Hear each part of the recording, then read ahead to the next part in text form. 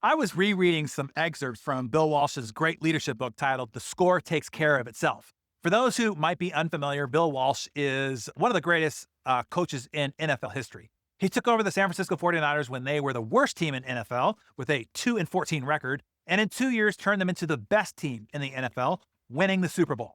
He went on to turn the 49ers into a dynasty, winning 6 division titles, 3 NFC championship titles, and 3 Super Bowls. Coach Walsh not only built a winning team, he also developed 8 future head coaches who then produced another 35 future NFL head coaches. He was a leader of leaders. The excerpt that stuck out to me this read through, though, is why Bill decided to leave his leadership position at the height of his career. It is actually a tragic lesson to learn. It is when Bill stopped abiding by the title of his book. Instead, Bill started to define himself and his self-worth on winning. Losing, he said, can become so psychologically crippling that winning offers little solace and no cause for celebration because you've imposed an internal accounting system on yourself that awards 0 points for winning and minus points for losing. In that calculation, you can never get ahead on points. That's exactly what happened to me, he said. He goes on to say, when this happens, any kind of loss, mistake, or setback becomes very disturbing, even devastating, because you're attached your self-image to the results of the competition. Winning can become insidious for the same reason. That is, you allow the victory to begin to determine your self-worth and how you feel about yourself. Either way, you are putting yourself on a very slippery slope when you start believing that the outcome of your effort represents or embodies who you really are as a person, what your values are as a person. I speak from personal experience, he confessed. So what does the hard-driving and relentlessly success-seeking striver do instead, you might ask?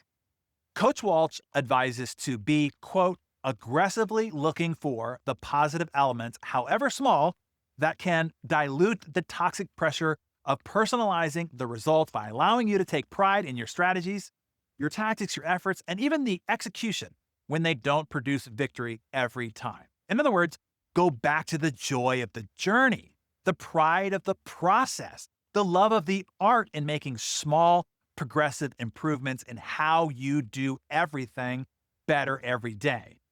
Bill, who passed away too early, only 75 years old, 2 years before his book would be published, in fact, revealed, I was increasingly unable to do this. Consequently, during my 10th season with the 49ers, I had to get out. He was only 57 years old at the time.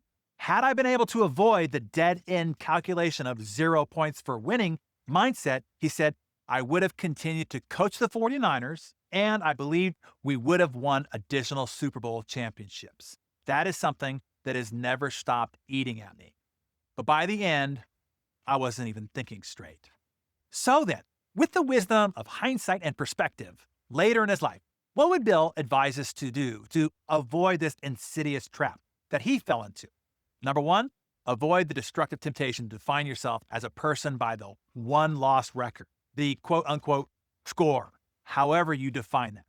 Don't equate you or your team's one-loss record with your self-worth. Instead, take pride in your day-over-day execution excellence and the joyful, never-ending pursuit of becoming better every day. Or as Bill put it in his standard of performance doctrine, exhibit a ferocious and intelligently applied work ethic directed at continual improvement. Number two, when you do lose, shake it off. Bud Grant, the head coach of the Minnesota Vikings for 18 seasons, who lost 4 Super Bowls, said, I've got a 24-hour rule. You only let it bother you for 24 hours, and then it's over. One of the common traits of outstanding performers, be it coaches, athletes, managers, sales representatives, executives, and others who face daily up-down, win-loss accounting systems, is that a rejection, that is, a defeat, is quickly forgotten, replaced eagerly by the pursuit of a new order, a new client, or new opponent. Right, Julie? They know that a defeat, whether a lost account or a loss on the field, can't be taken personally. Like Bud Grant, they shake it off and go forward.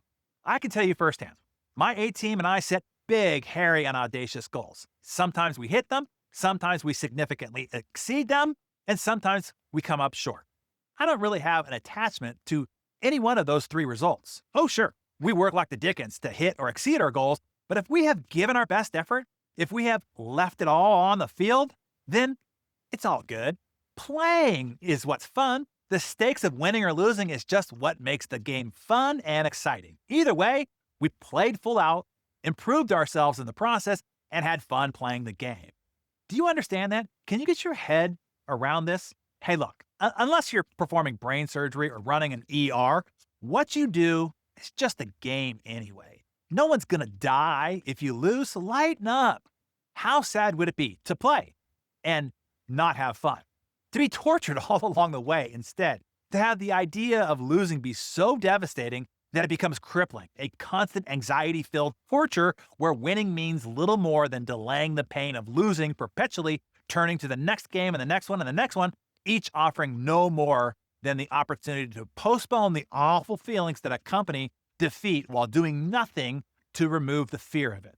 Don't live like that. Don't pursue success like that. Win or lose, as long as you improve, you have won. Go for your goals with all your might. But instead of defining success by win or loss, define success by the progressive realization of becoming better every day. And have fun along the way. It's a game, man. And then it's over.